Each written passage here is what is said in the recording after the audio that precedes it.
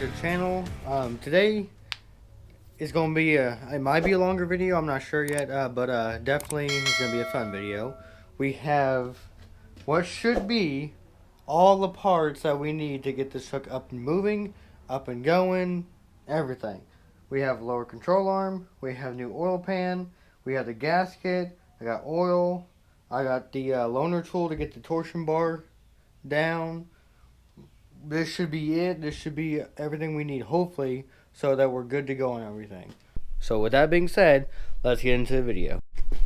Alright guys, so when going through this and reading this stuff, so when you get a new oil pan, it says that when you get this new oil pan, it will come with 2 different size fittings, and you have to figure out, based off your old oil pan, which one you have to use to make your filter fit. Now, this is my old filter off the old oil pan.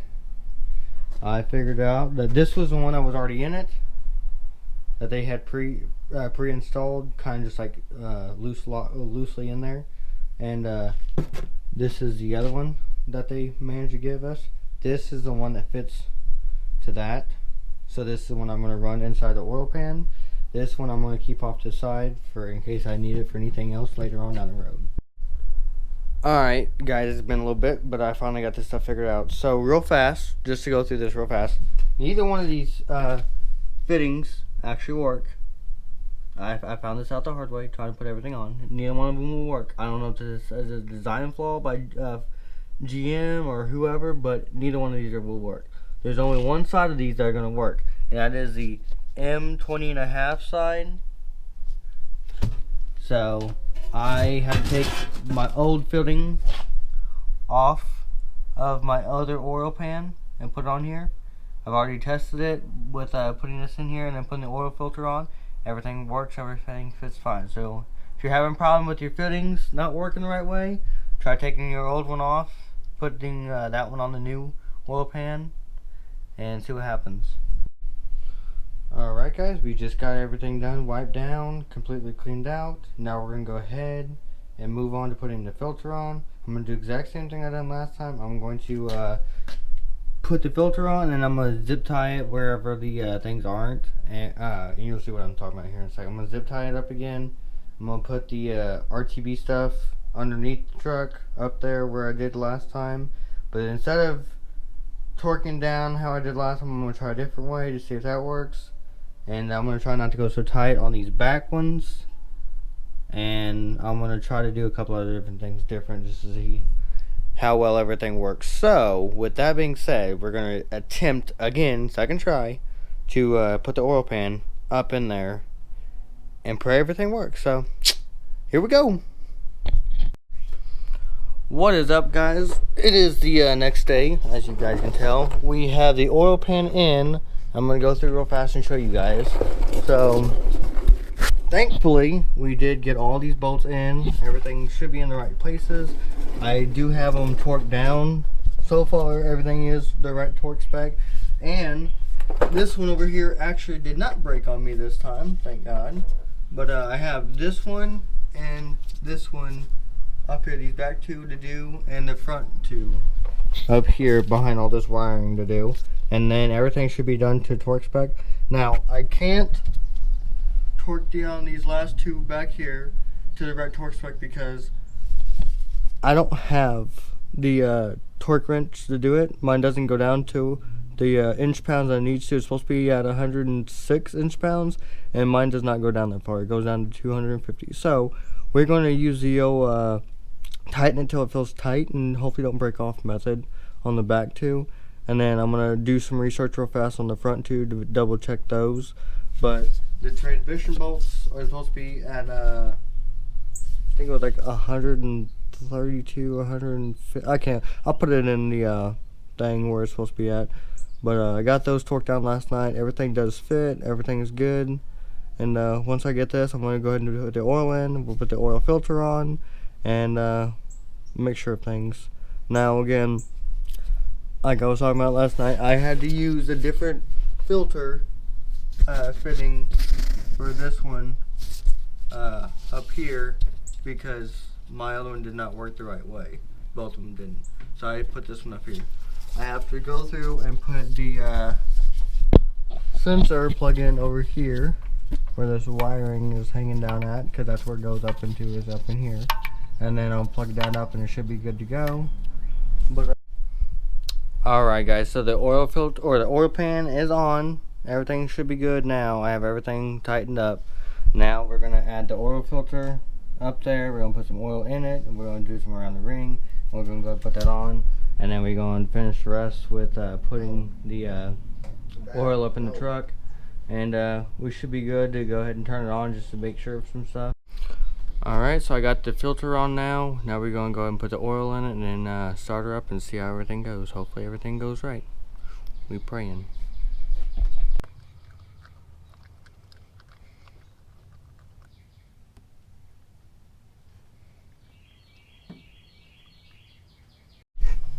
Alright, now we're going to check the dipstick, see where we're sitting at on that.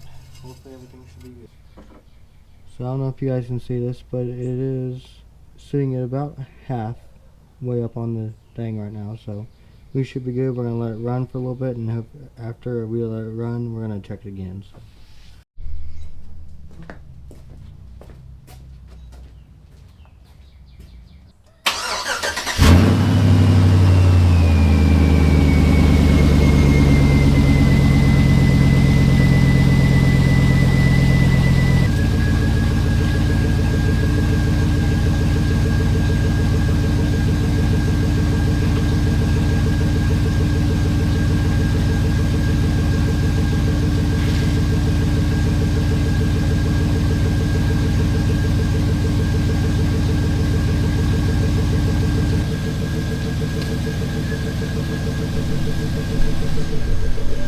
Real fast guys, we did end up having the oil filter up over here leak a little bit, but I just tightened it back up. It was a little loose, so other than that, so far everything else looks good, but yeah, that's the only problem I've seen so far.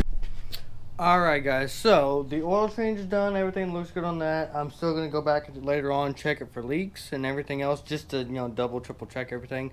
But we are going to go ahead and move on to the bigger, major part that hopefully you guys have been waiting for, but also that I've been waiting for. So, like I said last night, we had these lower control arms. We're going to replace the passenger side, and we're going to see hopefully if this helps out with anything. Praying that it does, and that fixes 99% of my problems, hopefully. So, alright guys, so one of the very first things we're going to do is we're going to come over here, and we're going to take this and drop this all the way out, and then we're going to put this torsion bar thing on it, and then we're going to drop the middle piece out, this thing that hangs over the cross member.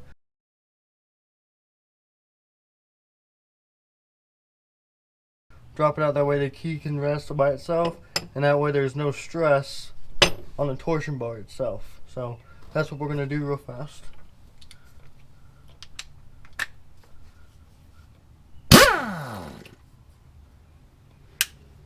Sorry if this gets a little loud. Oh.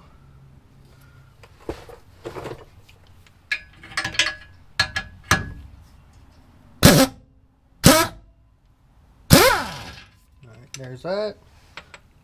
So now, take that off, put this on. Oh. Put this wherever. You should have a little part up here in the top. There we go. No, I'm gonna put it down here. Right there. And then there should be a little part inside your key right here that that you push this up into to help push this away from the actual part over here. So I don't know exactly every name, but yeah, that's what we're gonna do. Get this up here real fast.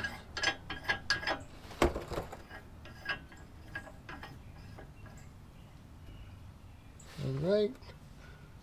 And then we'll put this on here. By the way, for the bolt, it's an 18 socket. And for this bottom piece, it's a 1-inch socket. Just so y'all know.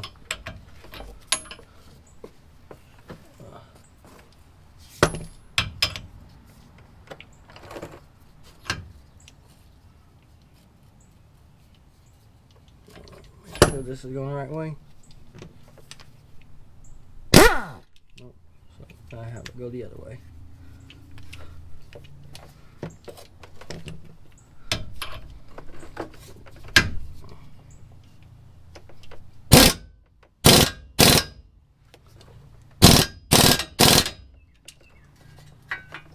Alright, that's free to come out. Now we're going to drop this thing back down.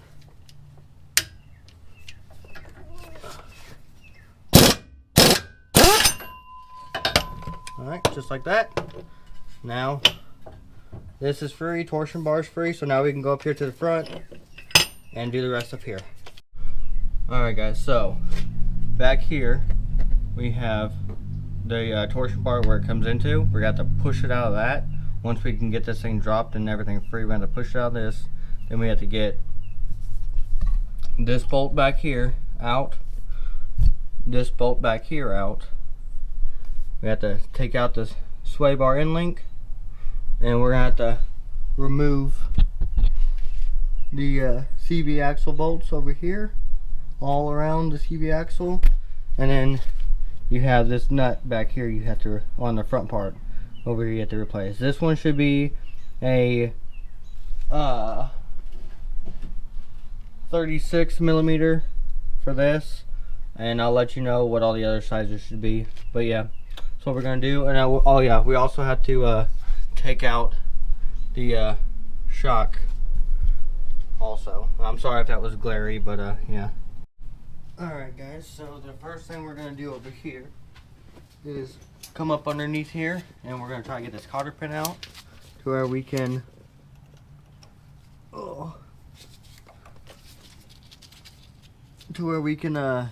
get this nut down and out. So that's the first thing we're going to do. And then once we get that, we're probably going to take the sway bar end link out, and then we'll work to getting the shock undone and out, or at least undone, maybe not out. I probably want to get out, but at least get it undone, and then we'll move on to doing the bolts for the actual bushings and control to where the control arm mounts up at. So yeah. Alright, we have this loosened up, the little nut right here. I'm gonna go up here underneath and go ahead and get this one loosened up and probably taken off. Alright guys, we're gonna try to go slow with taking out the sway bar end link. And yeah. Oh, I'm not trying to make it all fall down at once, but at the same time I'm trying to get this done as fast as possible. So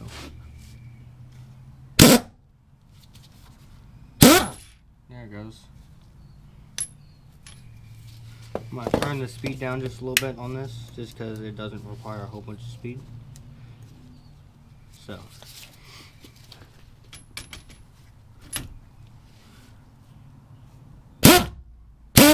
oh, my bad. That's right. You gotta click it in. It's still digging. There it goes.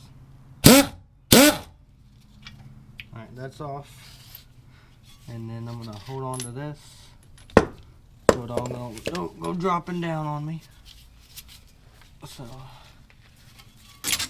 yeah. Alright guys, I'm gonna hook this up to the impact. This shock is going to be a 22, or at least it should be. I don't know if both sides are going to be 22. We'll find out. I think the back side's going to be 21. Hold on. Yep. Back side on the nut's going to be 21. The front side to the bolt's going to be 22.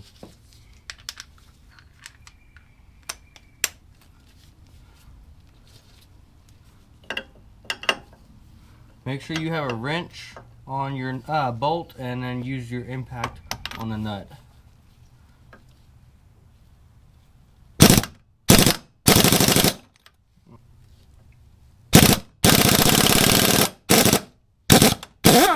There it goes.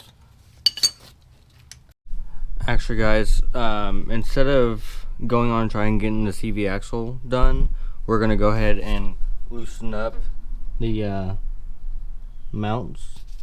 Well, not mounts, but the bolts that go to hold the lower control arm in. So we got this one that also goes to this side over here, and then we also have this one that comes through over here. So that's what we're about to do. We're gonna do this side first, and then we'll do that side. So yeah.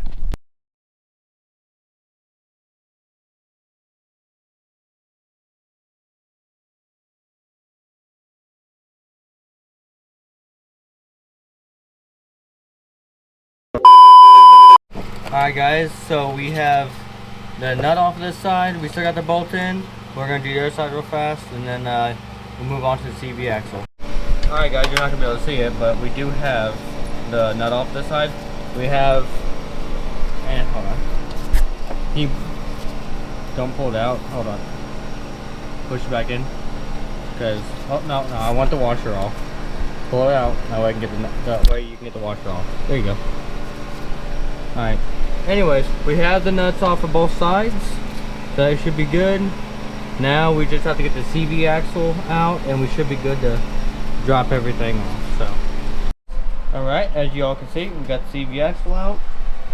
From there, now we should be able to push this thing up and get underneath here, pop this thing loose, and then take out the bolts over here on both sides. Take out bolts, and then slide out the torsion bar, and then it should be good to be replaced. Alright guys, we got the ball joint broken right here. Broken free. Bad thing is, every time I'm trying to spin this off, it's spinning the ball joint itself. So I'm going to take a pair of vice grips, put it on there, and hold that down while I take the nut off itself. Update for you guys. The lower control arm is out of the part right here for the ball joint. We're going to go and get the bolts out, and then get the torsion bar out, and then just about putting everything back up to where it was. Alright guys, so we are going to do the side-by-side comparison right now. So, just looking at both of these, you can tell with this one how it comes more up to an angle, so it comes down and back up to flatten itself out. Where this one, again, just a slight little difference where it keeps the slant down type of thing on this side versus coming back up. So yeah, this one definitely got messed up somehow. We'll put this one in. We're gonna see if it makes that big of a difference. So here we go. You gonna get her done? You ready to have some fun? Hell yeah. All right.